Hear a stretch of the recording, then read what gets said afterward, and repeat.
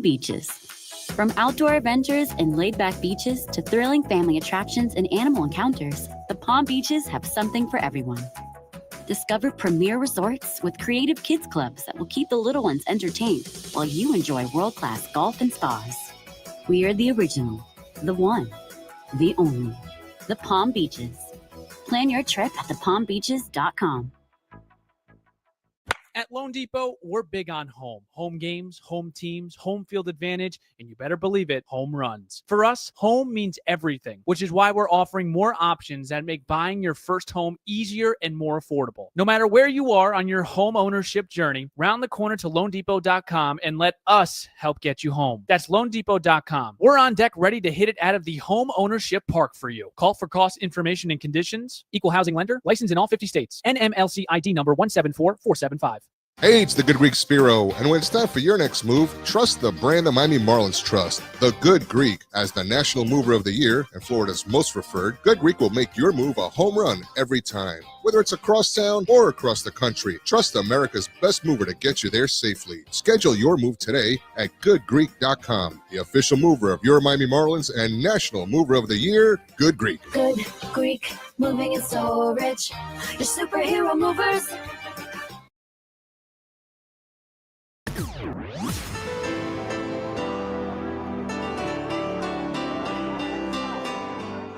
Thanks for listening to Miami Marlins Baseball.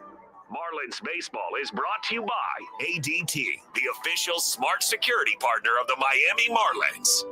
And Norwegian Cruise Line. Experience more at sea. With the 10th Inning Show, here's the voice of the Marlins, Jack McMullen. What an amazing win that was for your fighting fish, man. The fish are still alive. Great W for the Miami Marlins. They win 6-5 over the Philadelphia Phillies here at Citizens Bank Park in Philadelphia. It came in 11 innings. Marlins get a win. Obviously, the Mets win in Chicago does dampen the mood a little bit, but a red loss at home against the Pirates. Listen, vibes are a little bit better right now, but the Fish can only control what they do, and the Marlins get a great W. Griffin Conine, in his first game back in over 5 months. In over 5 months, Griffin Conine, he homers in his first game back after it was initially thought that he underwent season-ending shoulder surgery to repair a shoulder dislocation.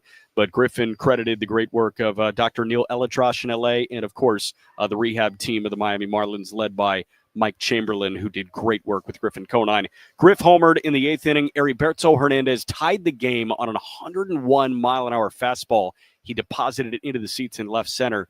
That pitch came from Yohan Duran, one of the best closers in all of baseball. And the Marlins just toughed it out in extras. Michael Peterson, he was real gutsy in the 9th and the 10th inning. And Josh Simpson, amazing. A scoreless 11th inning. He shut it down. He got Bryson Stott to bounce out right back to him to end at the bottom of the 11th. What an amazing win it was. Josh Simpson pitched as well as we've seen him throw over the course of his major league career. It is just, I think, 29 appearances deep, but Simpson looked great, and he was standing by with our Steven Strom postgame. Josh, I saw your coaches come up to you, give you a hug, teammates coming up to you. What did this moment mean for you to come through? Yeah, that was really cool. Just to be in that moment and perform and win, especially this time of the year, is you can't get better than that. So that was really awesome. How did you execute late? Yeah, I mean, just kind of sticking to my plan, trusting myself and not trying to do too much and just letting it eat in the zone. When you're warming up to come into a game like this, what are you trying to do mentally? Honestly, just look for the excitement in every moment and kind of treat it like an awesome opportunity to get better and perform in high leverage situations. I was really happy with that, and I'm excited to keep moving forward with that one. Do you feel like there's some magic going on with this team right now, 7 in a row? Yeah, it's pretty awesome. It's cool. Good time of year to get hot. But yeah, it's fun to play meaningful games right now. So it's really, really cool. It's a good clubhouse to be in. Excellent job. Thank you so much for the time, Josh. Appreciate it. Really cool stuff from Josh Simpson. Thank you so much to Josh, and thank you, as always, to the great Steven Strom as well. Just great stuff, and Josh Simpson hunkered down. He got outs when he needed them most, as did Michael Peterson, as did this bullpen in its entirety. This bullpen was outstanding. Tyler Phillips with a 1-2-3 fifth Cade Gibson with a scoreless 6th. George Soriano with a clean 7th. Valente Bayoso with a clean 8th. Calvin Fauché, his outing was rain shortened, but Michael Peterson got 5 humongous outs, and Simpson got the 4 biggest outs of the contest. They outlast the Phillies. Christopher Sanchez fired 7 scoreless innings, and the Marlins still win this ball game 6-5 in 11. When we come back, we'll play the highlights here. 10th inning show continues next on the Marlins Radio Network. Ready for the 1-0.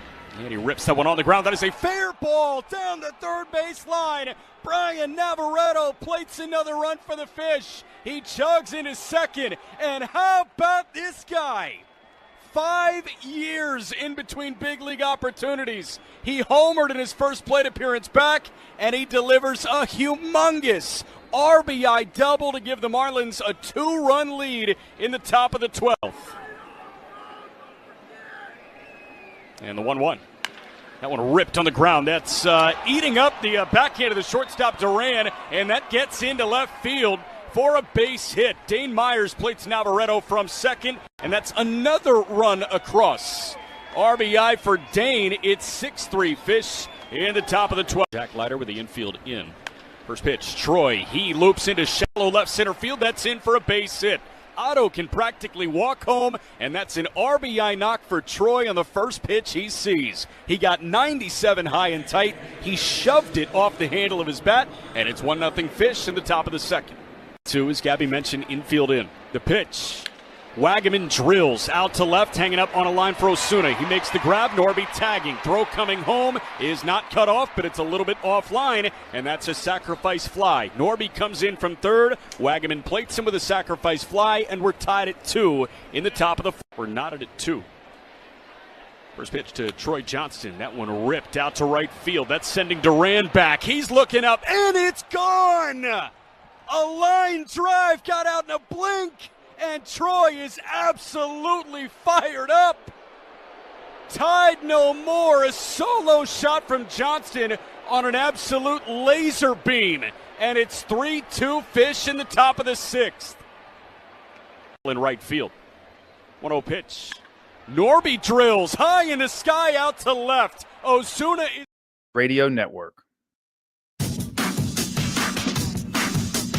It was a great win. How did this win sound? We will answer that question right now. We'll play the highlights from this 6-5 Marlins win in 11 innings over the Philadelphia Phillies to kickstart the final week of the season. It was a 6-5 win for the Fish. They have now won 7 in a row. They have 10 or more hits in each of the last 7 games on the winning streak. And oh, by the way, they have won 11 of their last 12 contests. This game was about 3.5 hours long with an hour and 9-minute rain delay mixed in. But scoring got going in the bottom of the first right away, thanks to the most prolific home run man in Major League Baseball, aside from Cal Raleigh. It's Phillies DH Kyle Schwarber. 1-2. That one smashed. High in the air, out to right, pretty deep. Myers is back onto the track. At the wall, that is gone.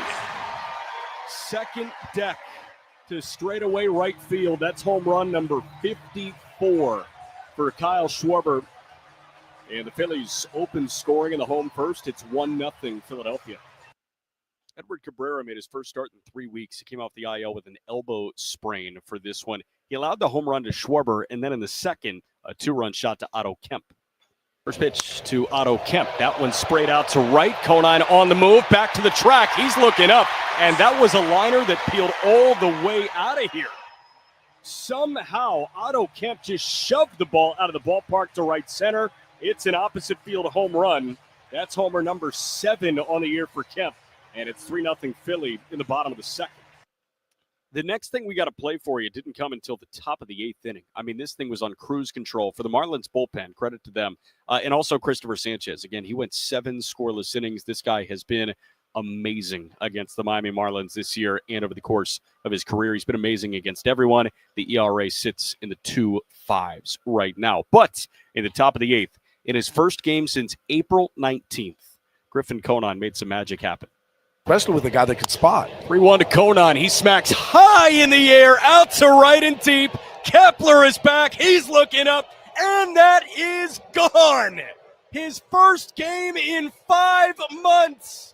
Welcome back, Griff. Fish on the board. Home run number 2 on the year for Conine, and man, does that one have to taste oh so sweet. It's 3-1 Phillies in the top of the 8th. Welcome back to the big leagues, Griffin Conine. Griff got the fish on the board, and it was just an amazing storybook type homer for Griffin Conine. He had a couple of really long, majestic shots in Jacksonville on his rehab assignment, and he hits one in Philadelphia, the place that he got hurt in mid-April earlier this year. Another run came across in the top of the 8th inning on back-to-back singles from Otto Lopez and a pinch hitter, Liam Hicks. Hicks did not get credit for an RBI on this because the Phillies were throwing the ball around. Robertson set at the letters. Is 1-2.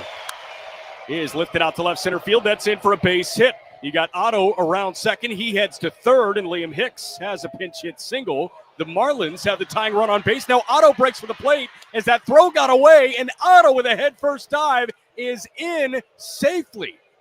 That throw coming back into the infield was just flat-out sailed. It looked like by Brandon Marsh, and Otto, who went first to third, saw that ball trickle into the infield, and Lopez took the extra 90 feet. It's a one-run game. So Otto scored on that. It was officially a throwing error from Harrison Bader, not from Brandon Marsh. But Bader just misfired, and that made it a one-run contest. But then we saw the closer entrance. We saw the pageantry behind Yohan Duran entering this game. Duran had an ERA closer to 1 than 2 as a Philadelphia Philly. Heriberto Hernandez did not care a lick about any of that. Duran's 0-2. Is launched high in the air out to left. Marsh is back at the track, at the wall. It is gone. We are tied at 3. Heriberto Hernandez takes the defibrillator to the Miami Marlins. And he silences this crowd in Philly. Fish got to keep winning, and Heriberto Hernandez put them in a position to do that. That's how we got to extras. We went to the 10th after an hour and 9-minute rain delay in the bottom of the 9th. Michael Peterson with a great bottom of the 9th inning. In the top of the 10th, the Fish plated 2. The first one off the bat of Liam Hicks. And with one away, Kirkring fires. And that one a flare into right. That's in for a base hit. The run will come in to score, and the right fielder Kepler will toss it in. Troy, he jogs, goes first to third. That is an RBI knock for Liam Hicks. Fish get the run across in the top of the 10th. It's 4-3. Hitter later, productive out from Jacob Marcy. 1-2. That one a roller left side of the infield. Bohm plucks it. Glove toss to second for 1, and there's no throw to first base. So Troy does come in to score, and that is that all-important second run. So it's 5-3. The Marlins on top of the Phillies on that RBI fielder's choice on a ground ball to the left side from Jacob Marcy. Philly ended up retaliating in the bottom of the 10th inning. This all happened with 2 men gone. An intentional walk issued to Kyle Schwarber loaded the bases, and it set up a right-on-right matchup between Michael Peterson and Alec Bohm, and Bohm made the Fish pay.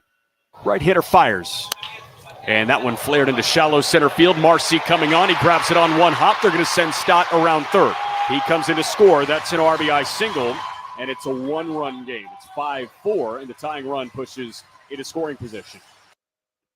Then the Marlins turn to their lefty, Josh Simpson.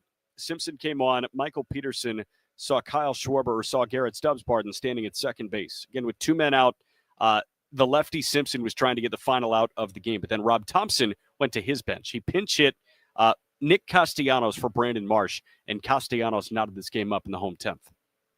3-2. That one lined into left center field. That's in for a base hit. That'll plate the tying run. Bohm is headed into third base. They will hold him up there. And Nick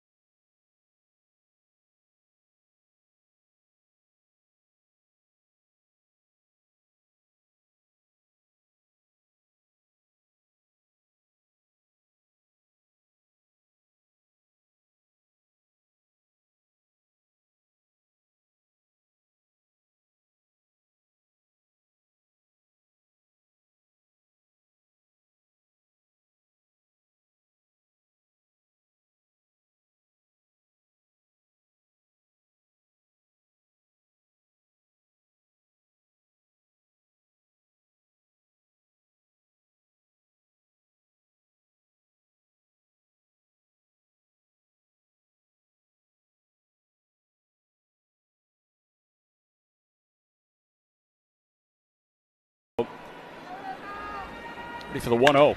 And he rips that one on the ground. That is a fair ball down the third base line. Brian Navarretto plates another run for the Fish. He chugs into second. And how about this guy? 5 years in between big league opportunities. He homered in his first plate appearance back, and he delivers a humongous RBI double to give the Marlins a 2-run lead in the top of the 12th. And the 1-1. That one ripped on the ground. That's eating up the backhand of the shortstop Duran, and that gets into left field for a base hit. Dane Myers plates Navarretto from second, and that's another run across. RBI for Dane. It's 6-3 Fish in the top of the 12th. Jack Leiter with the infield in. First pitch, Troy. He loops into shallow left center field. That's in for a base hit. Otto can practically walk home, and that's an RBI knock for Troy on the first pitch he sees. He got 97 high and tight. He shoved it off the handle of his bat, and it's 1-0 Fish in the top of the second. Two, as Gabby mentioned, infield in. The pitch.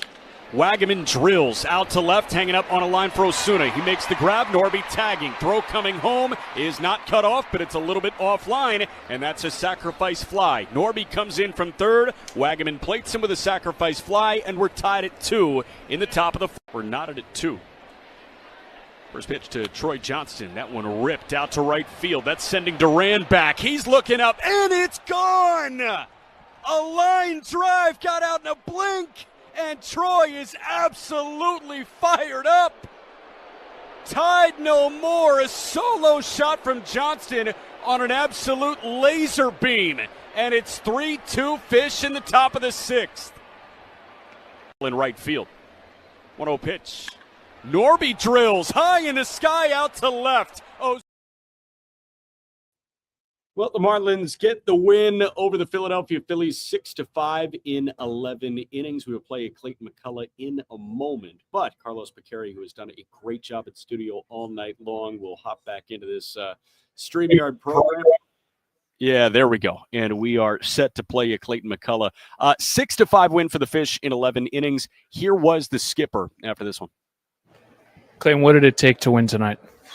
I mean, everybody, and I say everybody. We said that a few times over this stretch, and a lot of guys contributing. But I think asked a lot of certain individuals. I mean, Big Mike, going out there for a second frame, what Josh did there at the end, and so it took a lot of guys contributing in a lot of different ways tonight, and to hang in there after.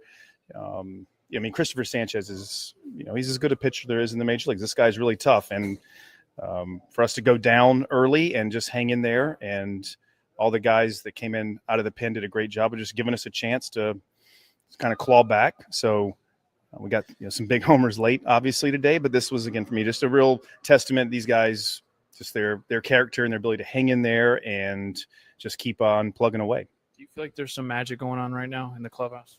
There's definitely I love the sense of urgency that the guys are coming here and playing with, and that they're just playing pitch to pitch and trying to play this thing out every out of the games. And I think that's something that we've seen from this group all season long. And I think now knowing that we don't have much of a leash. I mean, it's every day is do or die, and that might not be enough, but we're gonna keep giving it a shot as long as we have one. Couple of things. I guess we'll start with Dane, how he's doing and what the prognosis is. Yeah, it was a pretty nasty gash on his knee.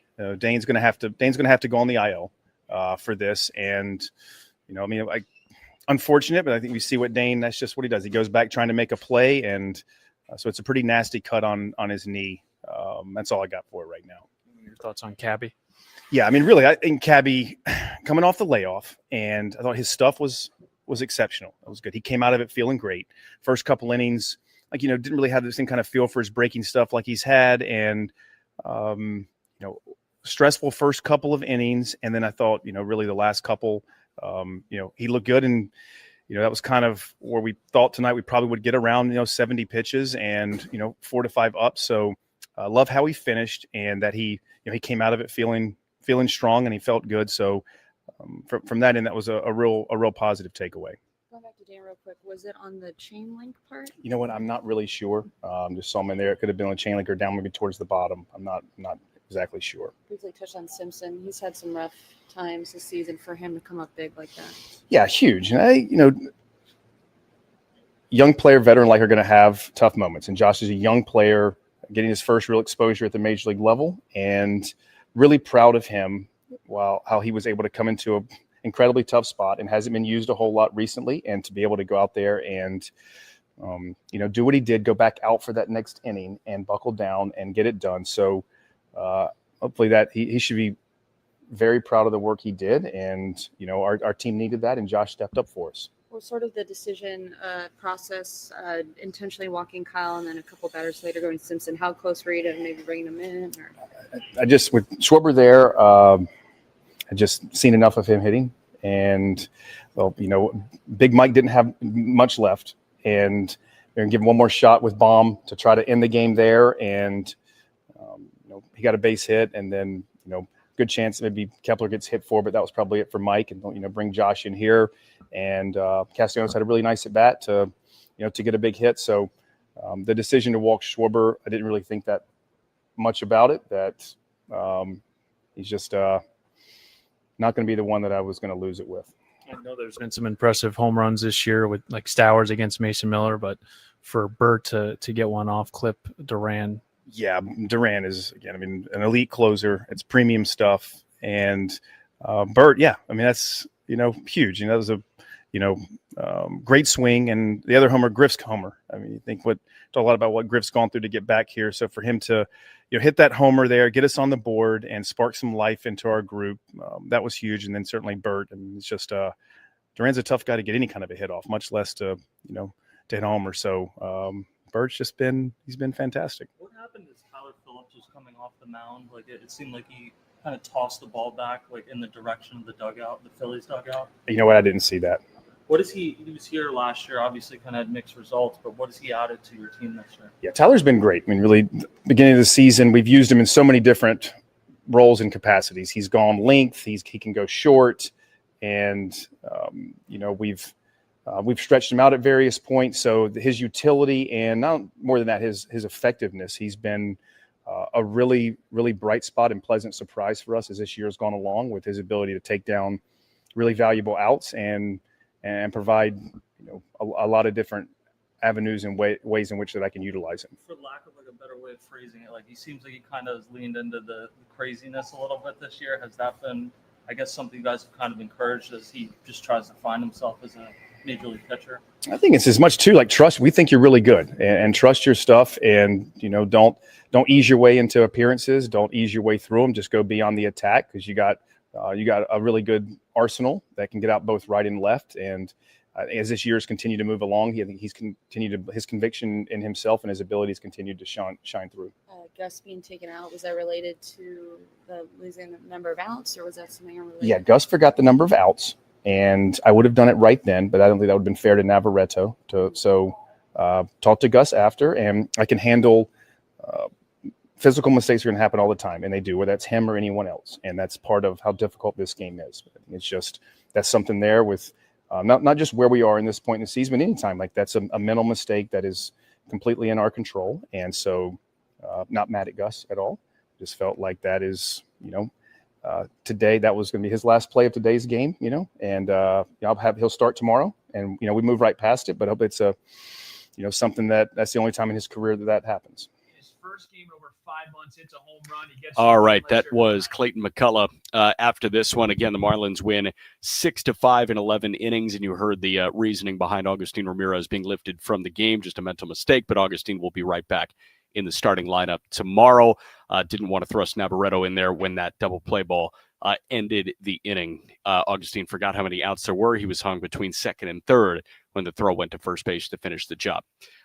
Couple humongous homers in this one. Number one, from a storyline perspective, Griffin Conine was amazing in the 8th inning. But the one that had the most immediate and large impact on the ball game was Heriberto Hernandez taking Yohan Duran deep in the top of the 9th inning. It was an 101-mile-an-hour fastball on an 0-2 count, and Hernandez ripped it out to left center field. Let's hear from Bert after that big homer. Bert, you're down 0-2 in the count in that 9th inning. What's kind of your approach at that point?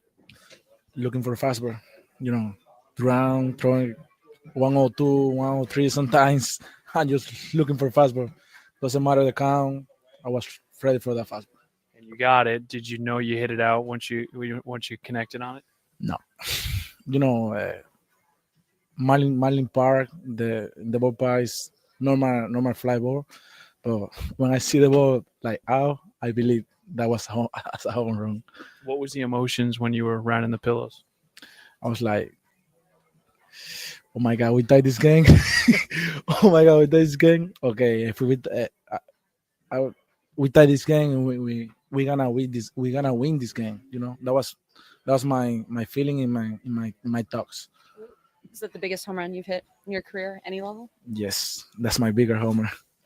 We win this game. We tied before, but we win this game. What's it like right now in this clubhouse? It seems like everyone's contributing 7 in a row. Everybody's doing like his part, and we are still alive. We are still alive. What was it like this game? What was it like being a part of this game? What did it take to win?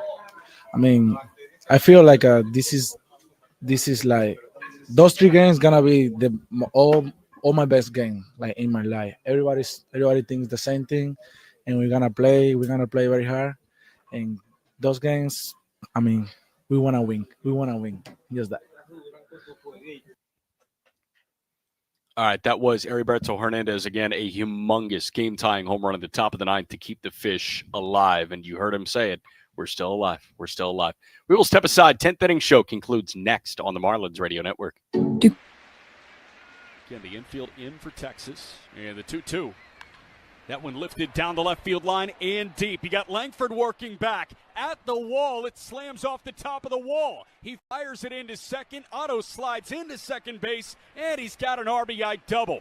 He plates Xavier Edwards from third, and Otto, situational excellence, strikes again. RBI number 77 for Lopez on double number 20. And the Marlins open scoring. It's 1-0 Fish in the top of the fourth. On the way. And that one guided out to left field, falling quickly. Langford slides. He tried smothering it. He trapped it with his glove, but he can't get up and fire it back in. Otto off on contact, comes in to score from second base. That is an RBI single for Heriberto Hernandez and a 2 spot for the Marlins here in the top of the fourth in right field. 1-0 pitch. Norby drills high in the sky out to left. Osuna is back at the track. He leaps, and that one is gone. And the 1-2.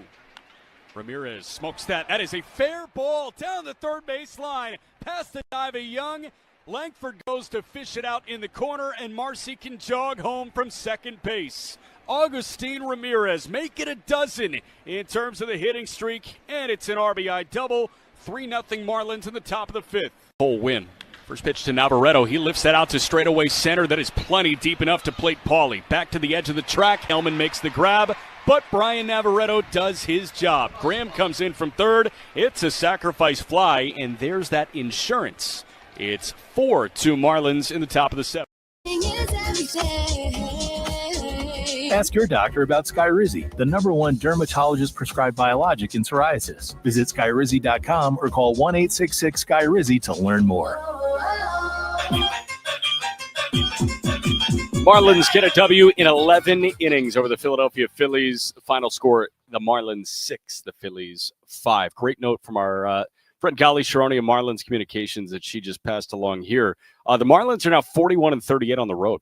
That marks just the third time in club history the Marlins have had a winning record on the road over the course of a season. It is impossible for the Marlins to finish any worse than a game over 500 on the road. Only other 2 times they did it, 2009 and the COVID-shortened 2020 season. So again, 6-5 to win in 11. Right back at it tomorrow, baby. Welcome to late September baseball. Ryan Weathers gets the ball against his former rotation mate, Jesus Luzardo. Weathers 2-1 with a 3.21 ERA this year. Luzardo 14-7 with a 4.08 ERA. He's punched out 206 hitters this year. That's a 6:45 first pitch. Steven Strom hits the air with Marlins on deck at 6 o'clock tomorrow. I could say today in 2 minutes. I will not hold you that long. Carlos Picari, thanks for working until the buzzer with us, baby. Great job by Carlos. For Steven, for Gabby, I'm Jack saying so long. Great win for the Fish in 11. And this has been a presentation of Miami Marlins baseball on the Marlins Radio Network. Actual price will depend on product and subscription.